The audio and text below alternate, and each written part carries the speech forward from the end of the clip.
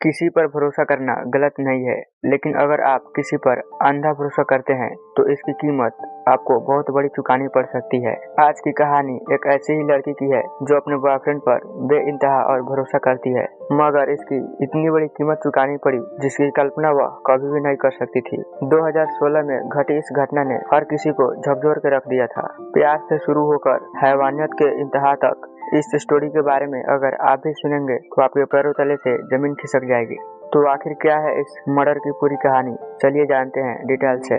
ये कहानी north west Delhi के मॉडल टाउन थाने के अंतर्गत रहने वाली आरजू चौहान नाम की एक लड़की की है। घटना के समय आरजू की उम्र यही लगभग 21 साल थी और वह दिल्ली यूनिवर्सिटी के लक्ष्मीबाई कॉलेज के हिंदी और नर्स के लास्ट ईयर की स्टूडेंट थी। आरजू लगभग 9 बजे दिल्ली कॉलेज आ जाया करती थी और फिर पढ़ाई खत्म करने के बाद अपने घर चली जाती थी। रोज की तरह 2 फरवरी 2016 को भी आरजू पढ़ाई के लिए घर से निकलती है। आरजू के घर वाले भी निश्चिंत होकर अपने अपने काम में लग जाते हैं, लेकिन घर वालों को अब फिक्र होने लगती है कि आरजू की घर आने की समय हो चुकी थी, लेकिन वह अभी तक घर नहीं आई है। शाम ज्यादा होने पर आरजू के माता पिता आरजू के जानने वाले कुछ करीबी दोस्तों को फोन लगाते हैं, मगर वो लोग भी कहते हैं कि उन्हें आरजू के बारे में कुछ भी मालूम नहीं है। शाम ज्यादा होने पर आरजू के माता पिता अपने कुछ रिश्तेदारों के पास कॉल करते हैं और उन्हें आरजू को ढूंढने के लिए मदद मांगते हैं। इस तरह कई लोग मिलकर आरजू की तलाश में लग जाते हैं, मगर पूरी रात तलाश करने के बावजूद भी आरजू का कहीं भी आता पता नहीं लगता है और न ही आरजू घर वापस आती है। अब अगली सुबह यानी 3 फरवरी 2016 को आरजू के माता पिता कॉलेज में जाकर अपनी बेटी के बारे में बात करते हैं।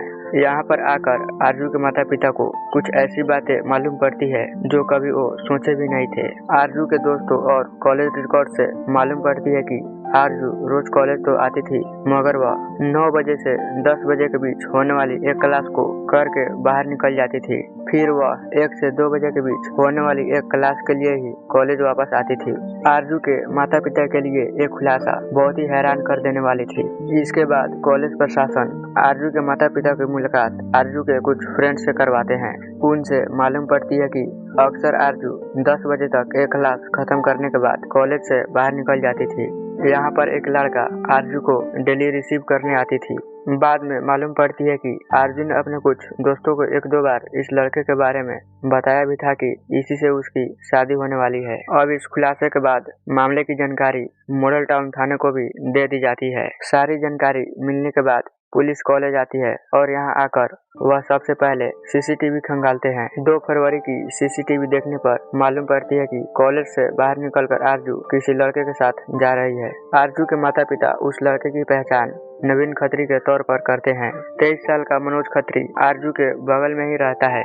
अब पुलिस अपनी जांच थोड़ी आगे बढ़ाती है, तब मालूम पड़ती है कि नवीन और आरजू आसपास में ही रहते थे। आसपास रहते ही इन दोनों की मुलाकात होती है और धीरे धीरे उन दोनों के बीच दोस्ती भी हो जाती है और कुछ समय के बाद यही दोस्ती प्यार में बदल जाती है।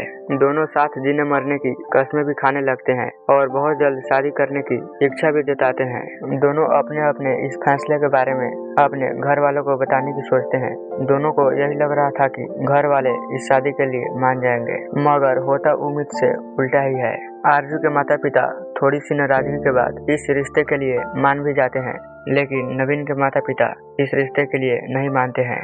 आगे चलकर खुलासा होती है कि दरअसल नवीन जाट समुदाय से था और वहीं आरजू राजपूत थी। नवीन के परिवार वाले अपने बेटे के लिए एक जाट लड़की ही चाहते थे, इसीलिए वह इस रिश्ते को नकार देते हैं। नवीन के माता पिता न इस रिश्ते को नकारते हैं, बल्कि नवीन को बोलते हैं कि आज के बाद तू आरजू से कभी मिलेगा भी नहीं। नवीन अपने परिवार वालों की बात मान लेता है और आरजू से मिलना जुलना बंद कर देता है, मगर ऐसा थोड़े ही समय तक होता है और फिर कुछ समय के बाद वो दोनों आपस में मिलना जुलना शुरू कर देते हैं। इधर इन दोनों के बीच मुलाकातों की दौड़ चलती रहती है और दूसरी तरफ नवीन के माता पिता नवीन के लिए एक दूसरी रिश्ता तय कर देते हैं। सब कुछ फाइनल होने के बाद यह तय की जाती है कि 4 फरवरी 2016 को नवीन की शादी कर दी जाएगी। जांच में सामने आती है कि भले ही नवीन की शादी दूसरी ओर तय हो गई थी, मगर वह फोन के संपर्क से अभी भी आरजू के संपर्क में ही था। इसके अलावा वो दोनों आपस में मिला भी करते थे, इसलिए पुलिस वाले नवीन को ही क्राइम सस्पेक्ट मानते हुए नवीन को ही ढूंढना शुरू कर देते हैं। पुलिस की एक टीम जल्द ही नवीन को मोबाइल फोन के जरिए ट्रेस करने की कोशिश करते हैं, मगर नवीन का फोन स्विच ऑफ आ रहा था और उसकी आखिरी लोकेशन घर पर ही बता रही थी। जब पुलिस वाले नवीन के घर जाते हैं तब मालूम पड़ती है कि नवीन की शादी भले ही 4 फरवरी 2016 को हुई थी और वह अपने पत्नी के साथ हनीमून पर जाने के लिए आज दूसरी देश ओर जा रहा है। पुलिस वाले तुरंत ही पता लगाते हुए एयरपोर्ट पर पहुंच जाते हैं और नई नवेली दुल्हन के साथ नवीन को वहीं पर गिरफ्तार कर लिया जाता है और फिर थाने लाकर उससे आरजू के बारे में पूछताछ करनी शुरू की जाती है।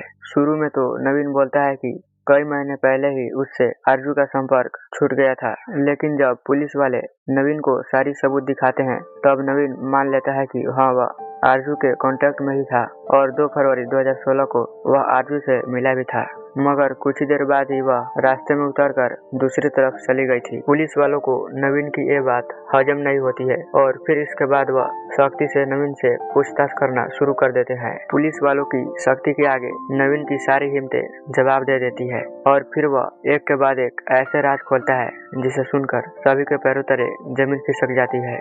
नवीन बताता है कि वह भी अपने परिवार वालों को मर्जी से ही शादी करना चाहता था, मगर आरजू को ये बात अच्छी नहीं लगती है और वह लगातार नवीन पर शादी करने के लिए दबाव डालने लगती है।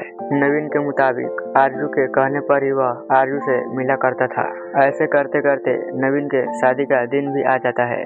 नवीन के मुताबिक जब वह अपने रिश्तेदारों को शादी का कार्ड बांटने जा रहा था तभी फिर से आरजू उसे मिलने के लिए बुलाती है और 2 फरवरी को वह दोनों एक साथ निकल जाते हैं।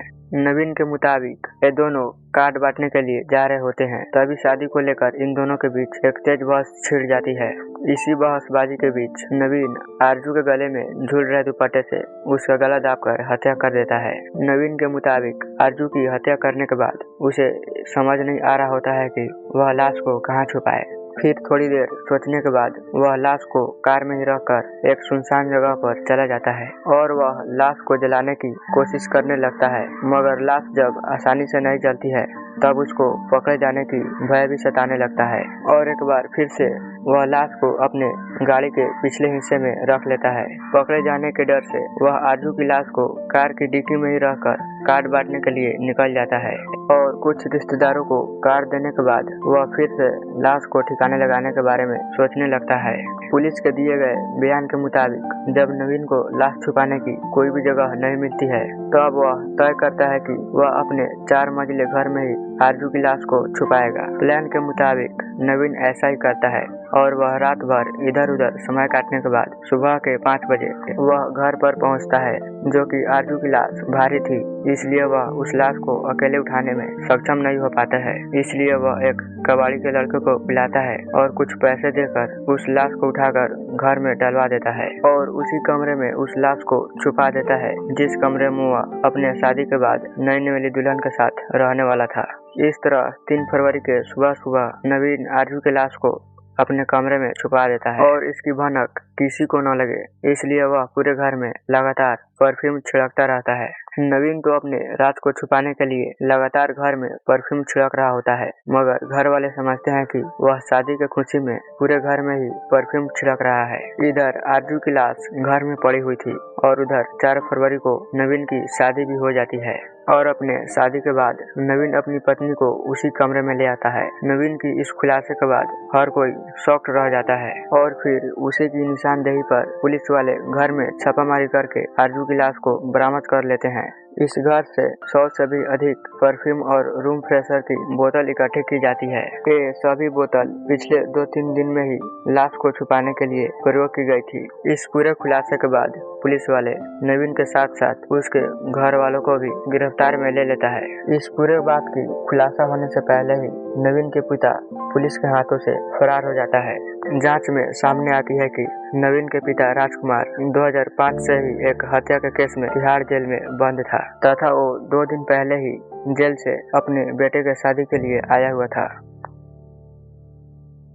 ताकि इस केस की और भी अच्छी से जांच पड़ताल की जाए। फिलहाल इस केस के बारे में बात करें तो पूरा अपराधी जेल में है और आरजू के माता पिता कभी न मिटने वाले गम के साथ इस दुनिया में जी रहे हैं। वैसे आपको ये क्राइम की स्टोरी जानकर कैसी लगी हमें कमेंट करके जरूर बताइएगा और ऐसे ही क्राइम से जुड़ी अपडेट के लिए हमारे इस चैनल को सब्सक्राइब जरूर कर लीजिएगा।